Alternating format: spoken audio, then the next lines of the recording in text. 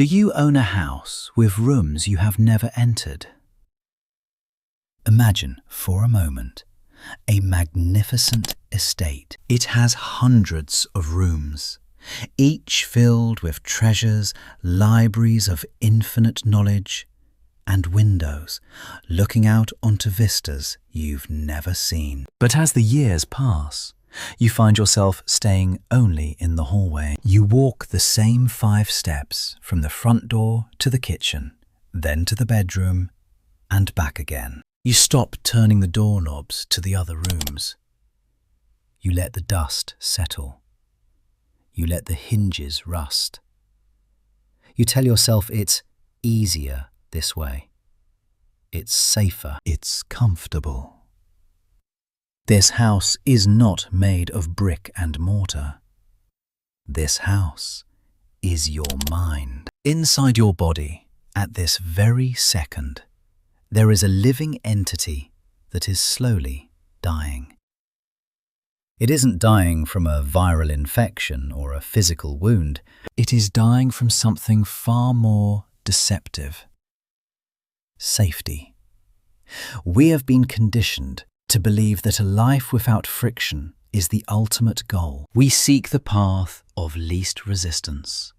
We want everything to be easy, predictable, and safe.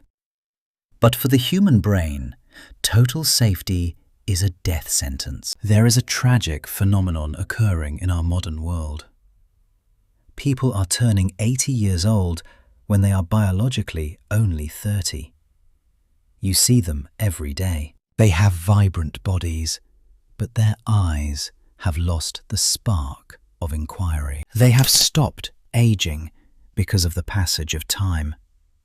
They have begun to decay because they stopped opening the doors. They have decided that they have seen enough, learned enough, and known enough. And the moment the brain believes it has finished its job, it begins to shut down the power grid. The trap of the autopilot. Comfort is a seductive trap. We live in the age of the autopilot. From the moment we wake up, we follow a pre-written script. We check the same apps. We drive the same route to work. We engage in the same superficial conversations. And we harbour the same tired prejudices. The autopilot is a silent killer. In biology, there is a principle: use it or lose it. The brain is the most energy-expensive organ in your body. It is a hungry machine. If you stop challenging it, if you stop forcing it to navigate the new, the brain, in its infinite cold efficiency, decides to save energy. It prunes the connections. It thins the grey matter. It effectively unplugs the rooms you no longer visit. When you live on autopilot, you aren't actually living. You are merely a passenger in a biological vehicle that is drifting toward the junkyard. You feel safe because nothing unexpected happens. But nothing happening is exactly how a desert is formed. The paradox of friction. We must understand the paradox of the human spirit. Growth requires friction. Think of a violin string. If the string is loose and relaxed, it is safe. There is no tension. But if you run a bow across it, it produces no sound. It is useless. To create music, the string must be stretched. It must endure tension. Only then, when the bow touches it, does it sing. Your brain is that string. The tension is the difficulty of learning a new language that makes your head ache. It is the social anxiety of meeting people who disagree with you. It is the frustration of failing at a new skill. We often run away from these feelings, calling them stress. But this is eustress, the positive stress that tells your neurons, we need to grow, we need to survive. Do not shut down the lights yet. Opening the rusted doors. Today, we are not here to discuss superficial anti-aging tips. We aren't talking about skin creams or vitamins. We are here to learn how to keep the brain from falling into a terminal sleep before the body actually stops breathing. To stay young is to stay uncomfortable. It is to deliberately seek out the rooms in your mind that frighten you. It is the room of curiosity, where you ask why until you find the truth, even if the truth hurts. It is the room of empathy, where you try to understand a perspective that feels alien to yours. It is the room of failure, where you try something so difficult that you are guaranteed to look foolish. When you open a new door, you are performing neurosurgery on yourself. You are forcing blood, oxygen, and electricity into areas of the brain that were becoming graveyards. You are telling your biology, I am still here. I am still exploring. I am not done yet. The legacy of choice. Time is a one-way street. We cannot stop the clock. But mental decay is, in many ways, a choice. Look at your life. Are you walking the same hallway every day?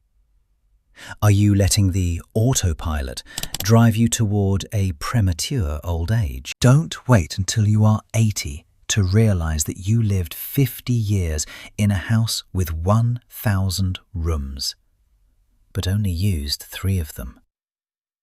Break the locks. Embrace the friction. Turn off the autopilot. Today, choose to be difficult for your brain. Choose to be curious. Because, in the end, a young brain isn't defined by the date on a birth certificate. It is defined by the number of doors you are still brave enough to open. Don't let your mind fall asleep while the sun is still up. Wake up. The house is yours. Go explore it. The economic treachery of a comfortable mind. Why does your brain choose to grow old? It sounds like a betrayal, doesn't it? We think of aging as a flaw, a glitch in the biological machine, or an inevitable decay imposed by the cruel hands of time. But the truth is far more unsettling. Your brain doesn't grow old because it is weak. It grows old because it is intelligent. It is a master of economics, a ruthless accountant of energy, and a genius of survival. To understand why we lose our edge, we must first understand the energy economy of the human skull. The brain is the most expensive piece of real estate in the known universe. While it accounts for only about 2% of your body weight, it consumes more than 20% of your total energy. It is a hungry, demanding, high-maintenance furnace. In the wild, energy meant life. If an ancestor of ours wasted calories on useless activities, they starved. Therefore, evolution hardwired a command into our neurons: optimize or eliminate. The efficiency trap. When you do the same things every day, your brain celebrates. When you drive the same route to work, drink the same coffee, and engage in the same predictable small talk, you are making the brain's job easy. You are creating neural highways, paths so well paved that the brain can travel them without spending a single extra calorie of focus. This is what we call autopilot. But there is a dark side to this efficiency. Your brain views your unused potential as a waste of resources. Think of your mind as a massive, sprawling mansion with 1,000 rooms. If you only spend your time in the kitchen and the bedroom, your internal accountant looks at the electricity bill and makes a cold, logical decision. It begins to turn off the lights in the rooms you don't visit. First, it dims the lights in the library of creativity. Then, it cuts the power to the gallery of critical thinking.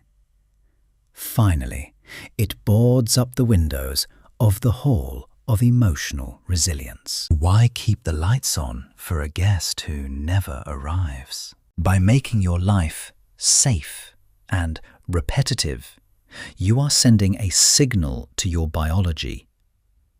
I have finished exploring. I have found my small corner. You can shut down the rest. The paradox of the violin string. We often mistake this lack of activity for peace. We sit in our comfort zones, shielded from the stress of the new, and we think we are at rest. But we must distinguish between peace and hollowness. Consider the string of a violin. If you want to protect the string, you might think the best way is to keep it loose.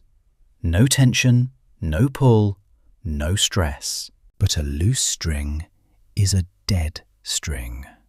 It has no voice. It cannot vibrate. It cannot create art. To make music, that string must be stretched until it is tight. It must endure the stress of tension. Only when it is pulled to its limit can it produce a note that can move the soul.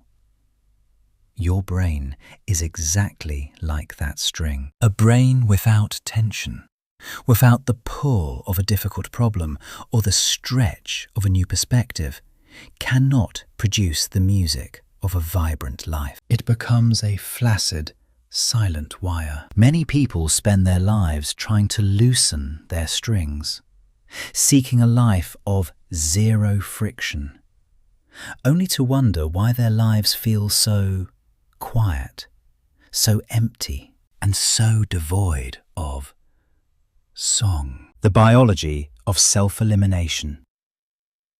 When the brain stops being challenged, it doesn't just sit idle, it begins to prune itself. This is a biological process called synaptic pruning. In childhood, this is a good thing.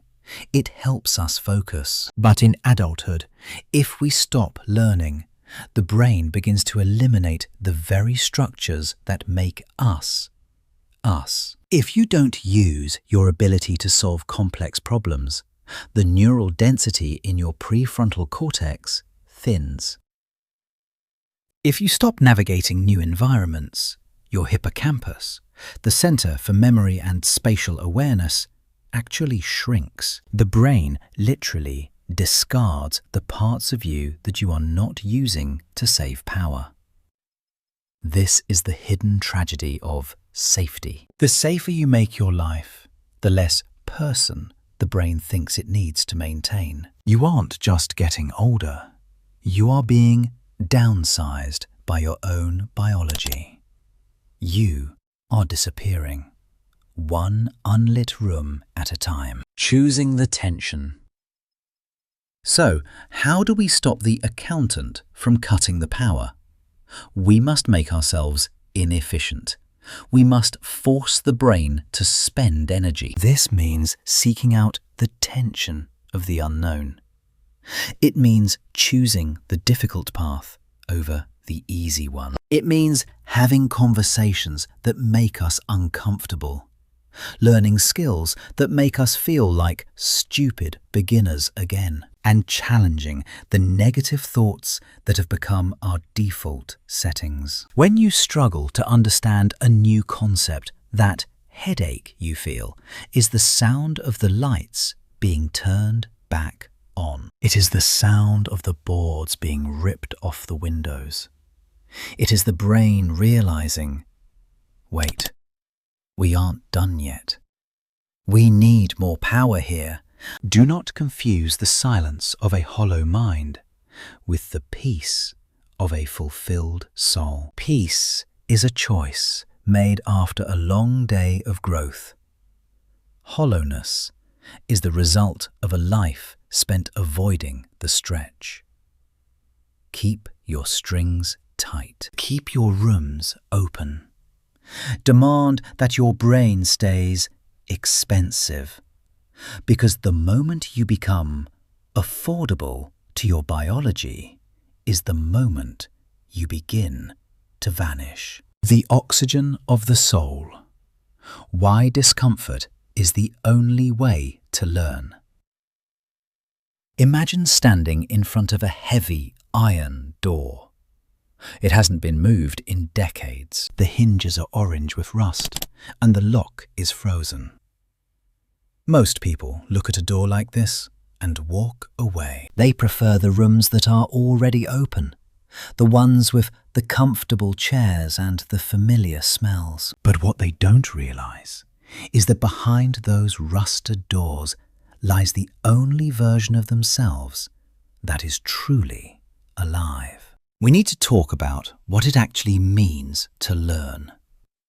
In our modern world, we have been sold a lie. We have been told that learning is a collection of certificates, a pile of dusty books, or a degree hanging on a wall. We treat learning like a trophy, something you get and then put on a shelf. But real learning isn't a destination. It is a violent, beautiful, and deeply uncomfortable process of transformation. The sound of breaking rust. If you want to keep your brain young, you must go back to those rusted doors, and you must be prepared for the noise they make when they open. True learning is the moment you feel uncomfortable. It is that specific itchy feeling in your mind when you encounter a piece of information that challenges everything you thought was true. Most people mistake this feeling for a signal to stop. They feel the friction, they feel the confusion, and they retreat into the safety of what they already know. But that discomfort is not a warning, it is a victory. Deep inside your skull, that unpleasant friction is actually the sound of a biological explosion. It is the sound of dormant neurons firing for the first time in years. It is the physical sensation of neural pathways being ripped apart and rewoven into something stronger, more complex, and more capable. When you feel lost in a new subject, you aren't failing. You are experiencing the growth pains of the mind. If you never feel stupid, you are never getting smarter. A brain that is never challenged is a brain that is slowly turning into stone. From how to why. To fuel this process, we must change the questions we ask. Most people are obsessed with the mechanics of memory. They ask, how do I remember this? How do I pass the test? How do I store this data? These are the questions of a computer, not a human being. A computer stores data. A human being seeks meaning. Instead of asking, how do I remember? You must start asking, why does this matter? When you ask why, you are no longer just collecting facts. You are building bridges. You are connecting a new piece of information to your emotions, your history, and your future. The brain does not remember things that are accurate. It remembers things that are significant. When you find the why, the memory takes care of itself. It becomes part of your identity, not just a file in your cabinet. Curiosity, the invisible oxygen. If your intellect is a fire, then curiosity is the oxygen that keeps it burning. Think about a fire. It needs heat and fuel, yes. But without a constant flow of oxygen, it will flicker and die, leaving nothing but cold ash. Your curiosity, the simple, childlike act of asking why, is what keeps the fire of your intelligence bright and hot. The moment you stop asking why, the oxygen is cut off. The moment you say, "I've seen enough," or "I know how the world works," you have effectively started to suffocate your own genius. An old brain isn't one that has lived many years. An old brain is one that has decided it has no more questions. It is a fire that has run out of air. We see this in the difference between a child and an expert. A child looks at a pebble and sees a universe of mystery. An expert looks at the same pebble and sees just a rock. The child's brain is a wildfire of neural growth.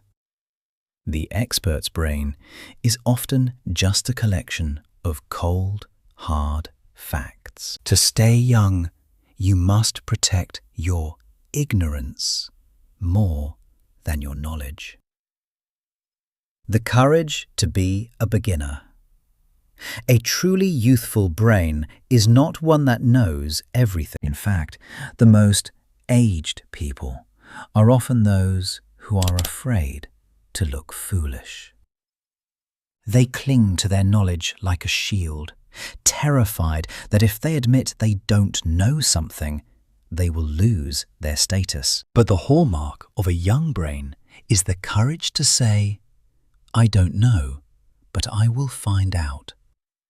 This sentence is a superpower. It is the sound of a door being pushed open. It is a declaration that you are still a work in progress. It is an admission that the world is still bigger than your understanding of it. When you admit you don't know, you give yourself permission to explore. You become a beginner again. And the beginner's mind is the most powerful tool in the human arsenal. It is flexible, it is observant, and it is capable of seeing connections that the expert missed. Conclusion: the choice of the door. Every day you are presented with rusted doors. You encounter ideas that confuse you, people who challenge you, and skills that make you feel clumsy. You have a choice. You can stay in the lit rooms of your current knowledge, where everything is easy and everything is dying. Or you can walk toward the discomfort. Embrace the friction. Seek out the why. Breathe in the oxygen of curiosity. Because on the other side of that rusted door isn't just a new fact or a new skill. It is a younger, stronger, and more vibrant version of you. The fire is waiting. Don't let it go out. The temple and the forge, the physicality of thought. We often make the mistake of thinking that the mind is a ghost in a machine. We treat our thoughts as if they exist in a vacuum, floating somewhere above us, disconnected from the flesh and bone that carries them. But this is a dangerous illusion. Your brain does not live in isolation. It lives inside a temple, and that temple is your body. There is a profound, inescapable truth in biology. The quality of the tenant depends entirely on the state of the building. If the temple is neglected, If the walls are crumbling and the air is stagnant, the entity inside will inevitably begin to wither. To keep a brain young, you cannot simply think. You must move. You cannot simply reflect. You must act. The mind is not a separate engine.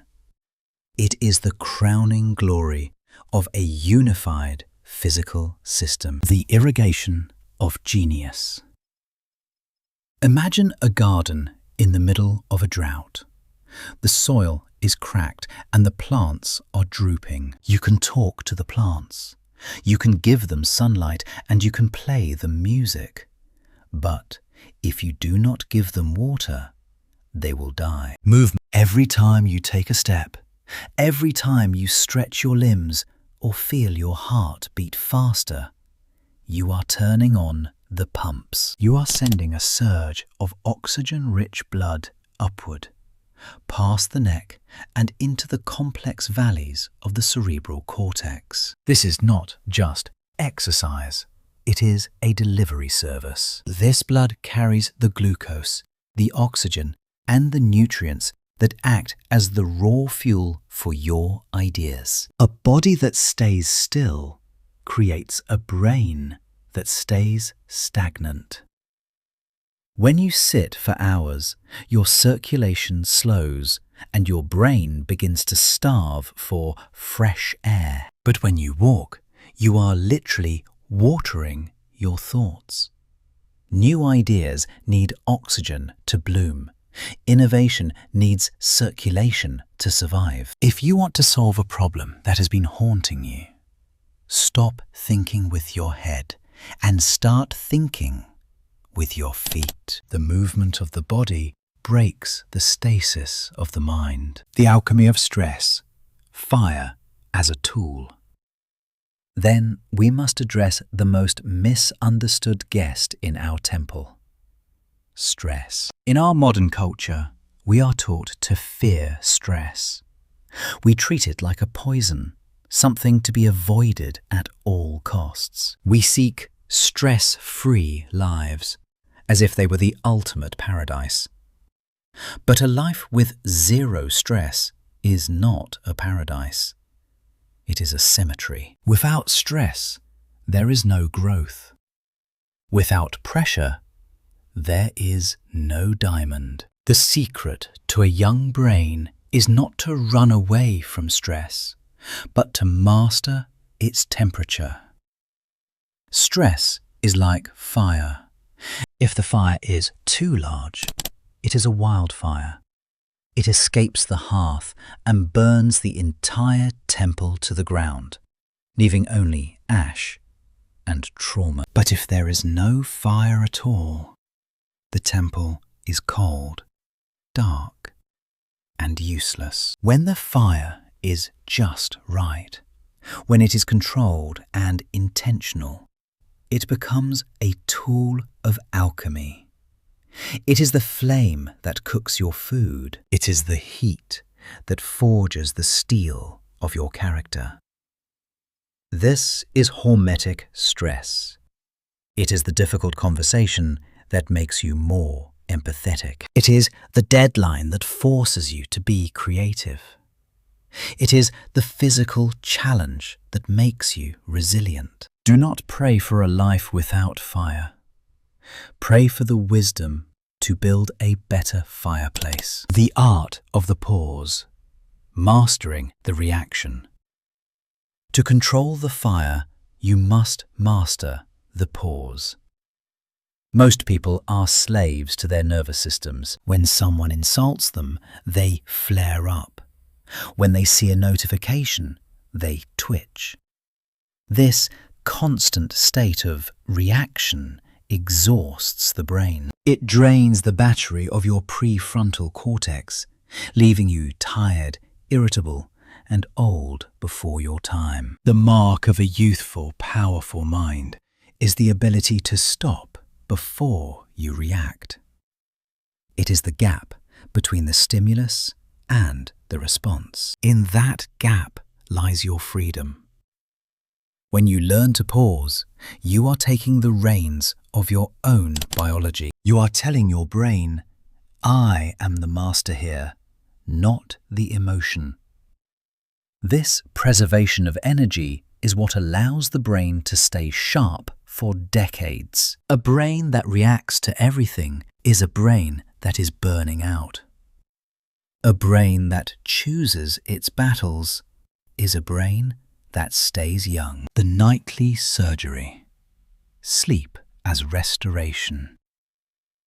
Finally, we must respect the most sacred ritual of the temple.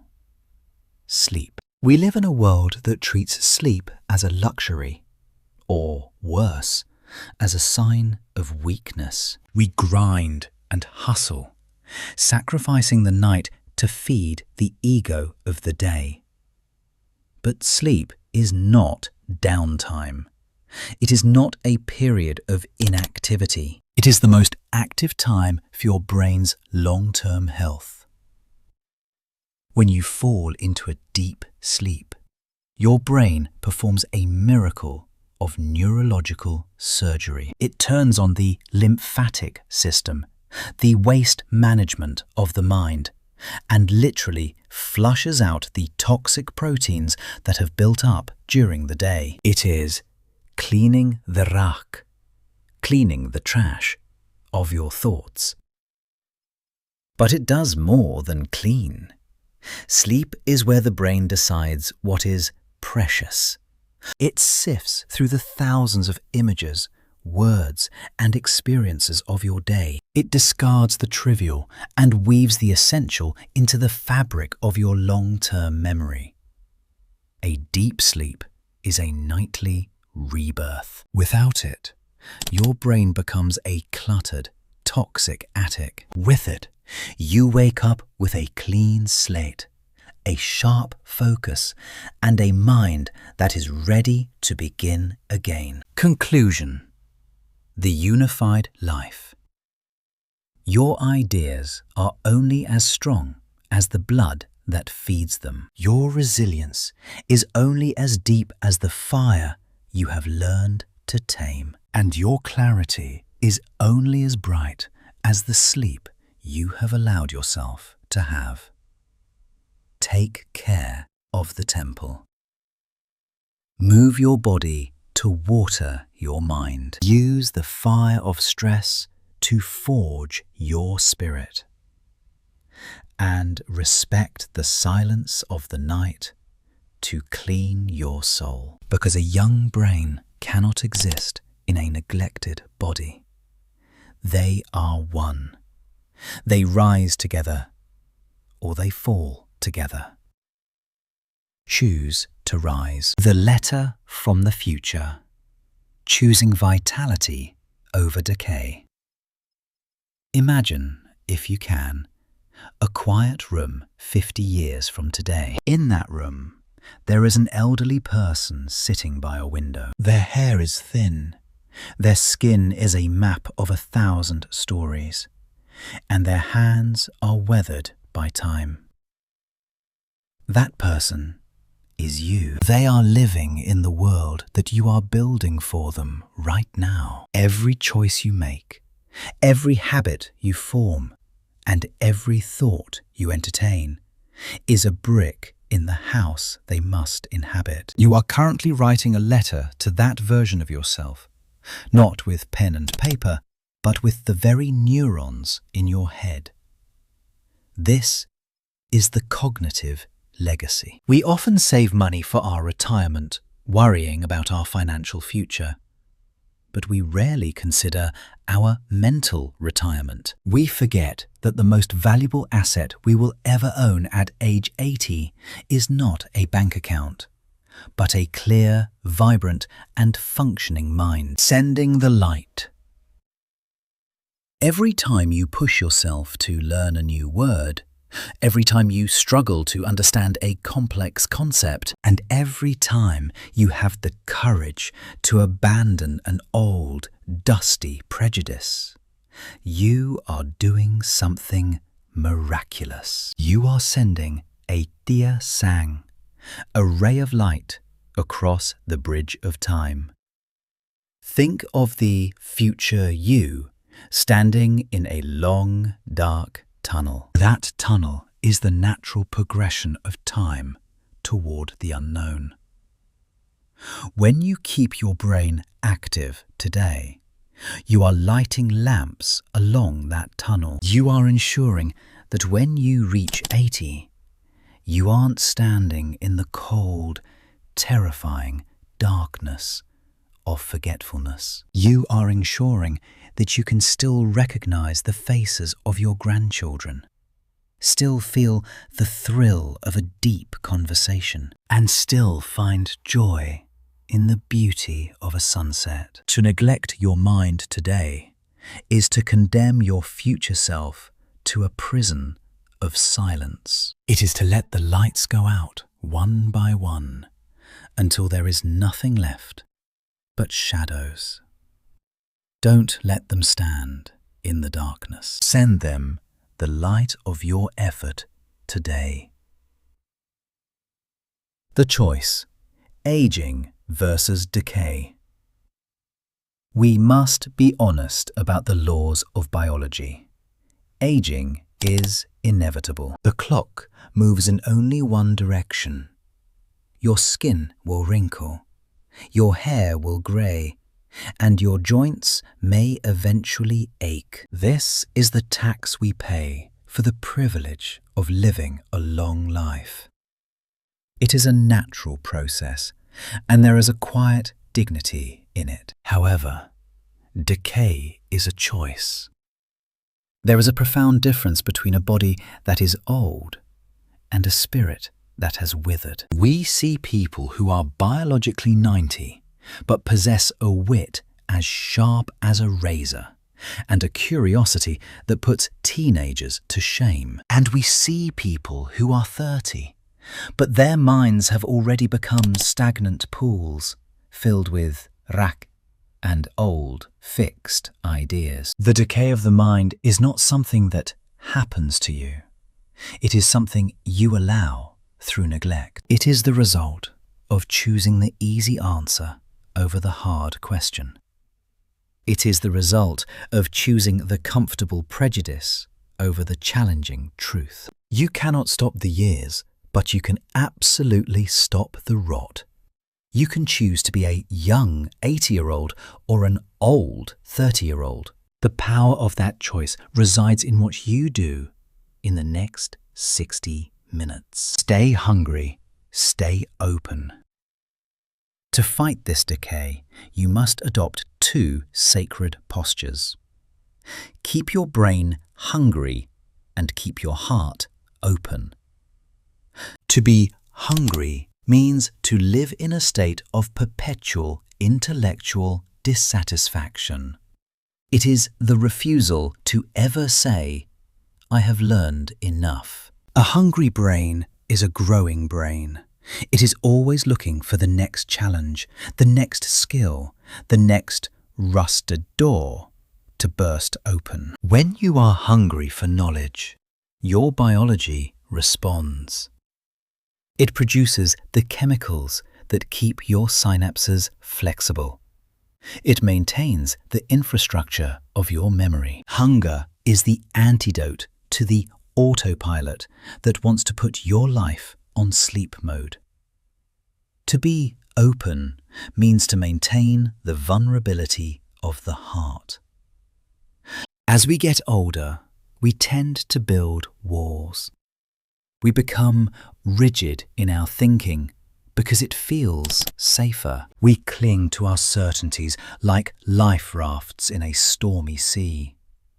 But rigidity is the hallmark of psychological death. An open heart is one that is willing to be wrong. It is a heart that is willing to be moved, to be surprised, and to be changed by a new perspective. An open heart keeps the mind from becoming a fortress. And fortresses, while safe, are also very lonely and very still. The final message: the architect of the mind. As we conclude this journey, Look at your hands. They are the hands of an architect. You are currently designing the most complex structure in the universe, your own consciousness. You are not a victim of your genetics. You are not a slave to the passage of time. You are the gardener of your own neurotanken. You are the captain of your own cognitive ship. Do not settle for a life of hollowness disguised as peace. Do not trade your brilliance for the cheap comfort of a routine. Every day is an opportunity to forge a stronger connection, to ignite a new idea, and to send more light into your future. The version of you at 80 is waiting. They are hoping, they are praying that you will have the courage to stay curious, the discipline to stay active, and the wisdom to stay open. Write them a beautiful letter. Build them a magnificent house. Because in the end, a young brain is not a gift you are born with. It is a masterpiece you create. One why at a time. Keep the fire burning. Keep the doors open. Your future self is counting on you.